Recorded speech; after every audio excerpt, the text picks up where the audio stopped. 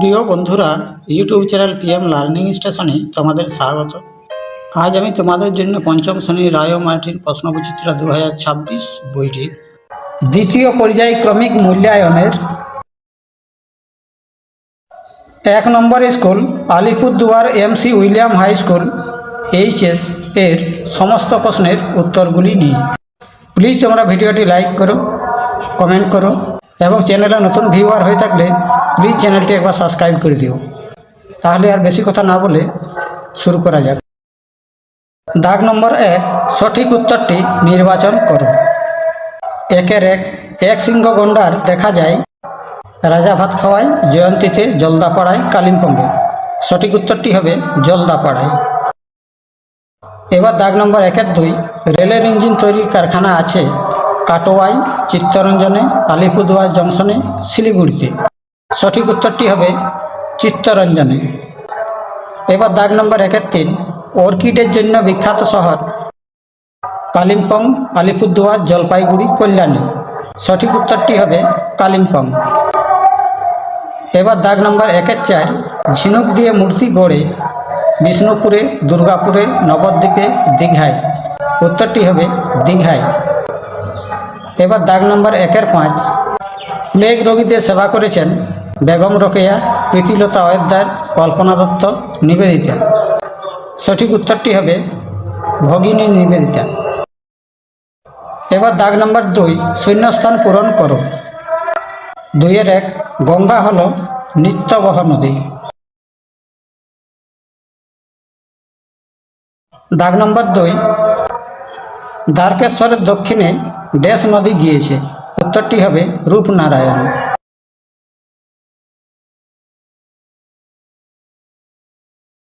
এবার দাগ নম্বর 2-এর 3, কুলিক পাখিরালয় কোথায় অবস্থিত? উত্তরটি হবে রায়গঞ্জ।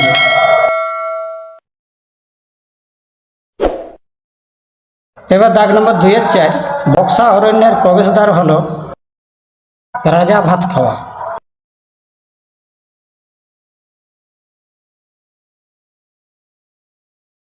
এবার দাগ নম্বর 2-এর 5, অযোধ্যা পাহাড় অবস্থিত পুরুলিয়া জেলায়।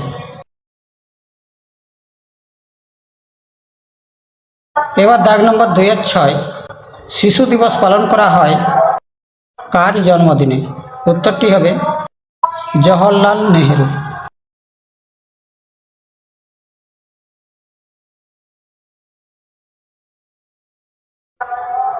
এবার দাগ নম্বর 3, স্তম্ভ মেলাও। 3-এর 1, ম্যানগ্রোভ জাতীয় গাছ এটি হবে বাইন।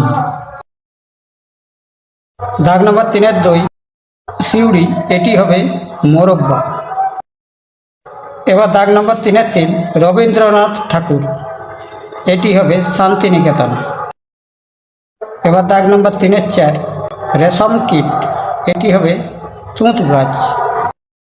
এবার দাগ নম্বর 3-এর 5, কীটনাশক এটি হবে নিম পাতা।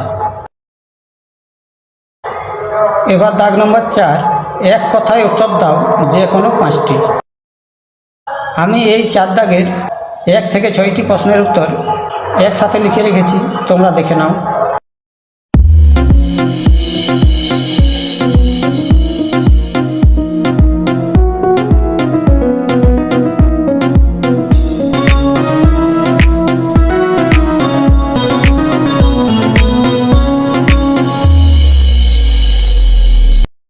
এবার দাগ নম্বর 5, নিচের প্রশ্নগুলির সংক্ষেপে উত্তর দাও যে কোনো 5টি।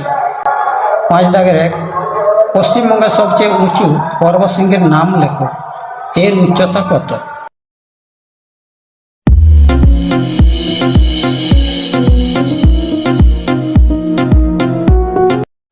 এবার দাগ নম্বর 5-এর 2, হারভেস্টার কি, এর ব্যবহার লেখো।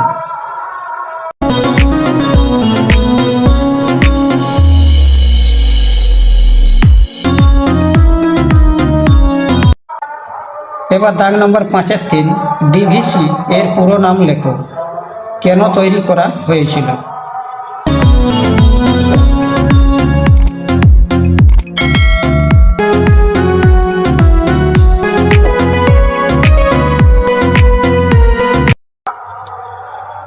এবার দাগ নম্বর 5-4 নিত্যবহ নদী বলতে কি বোঝো?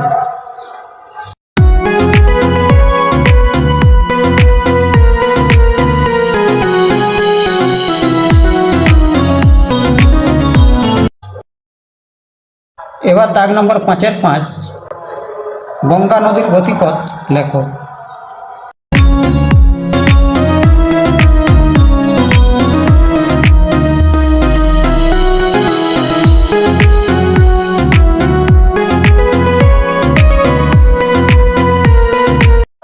এবার দাগ নম্বর 5-6 লুপ্তপ্রায় মাছ কাকে বলে? উদাহরণ দাও।